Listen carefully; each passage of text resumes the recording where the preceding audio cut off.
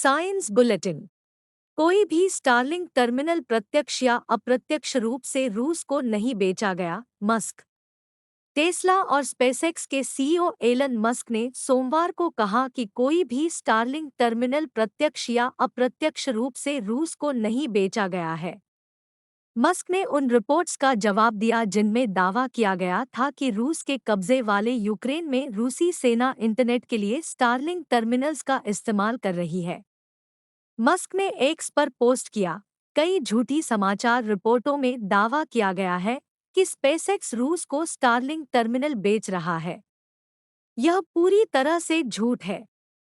अरप्ती ने कहा, हमारी जानकारी के अनुसार कोई भी स्टारलिंक प्रत्यक्ष या अप्रत्यक्ष रूप से रूस को नहीं बेचा गया है। उन्होंने यह भी कहा कि स्टारलिंक सैटेलाइट रूस में लिंक को बंद नहीं करेंगे। स्टारलिंक टर्मिनल जियोफेज्ड है, इसलिए वे अनधिकृत स्थानों पर काम नहीं करते हैं।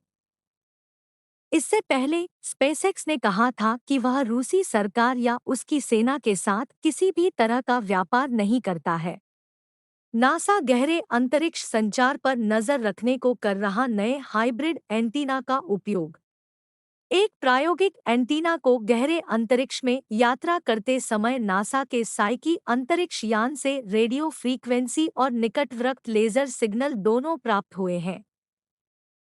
इससे पता चलता है कि नासा के डीप स्पेस नेटवर्क डीएसएन के विशाल डिश एंटेना, जो रेडियो तरंगों के माध्यम से अंतरिक्ष यान के साथ संचार करते हैं, को ऑप्टिकल या लेजर संचार के लिए रेट्रोफिट किया जाना संभव है। 34 metre radio frequency optical hybrid antenna, जिसे डीप स्पेस स्टेशन 13 कहा जाता है, ने नवंबर 2023 से नासा के डीप स्पेस ऑप्टिकल कम्युनिकेशंस डीएसओसी प्रौद्योगिकी प्रदर्शन से डाउनलिंक लेजर को ट्रैक किया है। दक्षिणी कैलिफोर्निया में नासा की जेट प्रोपल्शन प्रयोगशाला में डीएसएन के उप प्रबंधक एमी स्मिथ ने एक बयान में कहा कि टेक डेमो का फ्लाइट लेजर ट्रांसीवर एजेंसी के साइकी अंतरिक्ष यान के साथ चल रहा है, जिसे 13 अक्टूबर 2023 को लॉन्च किया गया था। Hybrid antenna tech demo launch होने के तुरंत बाद से डीएसओसी डाउनलिंक को सफलतापूर्वक और विश्वसनीय रूप से लॉक करने और ट्रैक करने में सक्षम है। देश के मझोले और छोटे शहरों में बढ़ते कैंसर के मामलों पर ध्यान देने की जरूरत। विशेषज्ञ। International oncology cancer institute (IOCI) द्वारा हाल ही में संपन्न 2 दिवसीय वैज्ञानिक सम्मेलन IOCON 2024 में विशेषज्ञों ने कहा कि कैंसर का निदान उपचार बड़ी संख्या में लोगों के लिए कम खर्चीला बनाया जाना चाहिए, खासकर छोटे शहरों में। फोर्टिस अस्पताल, नोएडा के सर्जिकल ऑन्कोलॉजी के निदेशक शुभम गर्ग ने कहा, देश में हर साल लगभग 14 लाख नए कैंसर मामलों में से 60% का पता बाद के चरणों में होता है, जो जागरूकता और निदान को बढ़ाने की आवश्यकता को रेखांकित करता है। IOCI में वरिष्ठ सलाहकार और clinical lead radiation oncologist Anita Malik ने कहा, देश में 640 से अधिक विकिरण चिकित्सा उपकरण हैं, लेकिन क्योंकि देश अब कैंसर के मामलों में 5-7% की वार्षिक वृद्धि हो रही है, WHO के अनुसार मशीनों की संख्या 1400 तक बढ़ाने की आवश्यकता है। 2024 में भारत में डिजिटल टेक्नोलॉजी पर खर्च हो जाएगा दोगुना।